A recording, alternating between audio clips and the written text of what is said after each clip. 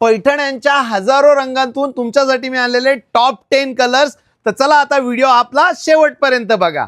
Self मध्ये pink colour, छान असा 14 मोरांचा पदर। सेल्फ मध्ये मोरपिसी colour, bottle green colour, self मध्ये bottle green colour, Paithani colour brinjal, red colour, self मध्ये red colour, most demanding maroon colour, Paithani colour धूपचाव मध्ये, जांभळा कलर सेल्फ मध्ये, baby pink colour, maroon colour आणि छान असा 14 मोरांचा पदलू। 14 मोरांची येवला हँडलूम पैठणी। तर आपल्याला आता बघायचे 14 मोर मोजून घ्यायचे। मोर मोजायचे 1 2 3 4 5 6 7 8 9 10 11 12 13 14 14 मोर आपल्याला मोजायचे। बघू शकता आपण 14 मोरांची पैठणी असणारी, पदरावरती जरतारीचा मोर नाचरावा आपण म्हणतो त्या पद्धतीने 14 मोरांचा पदर येतोय। फ्रंट साइड आपल्याला चेक करायची आहे, त्यानंतर आपण बॅक साइड चेक करू शकताय।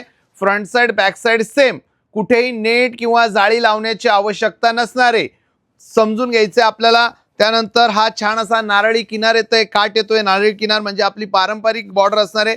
त्यानंतर हा आपला बुट्टा असणार आहे, तो सुद्धा आपण हाताने तयार केलेला असणार आहे।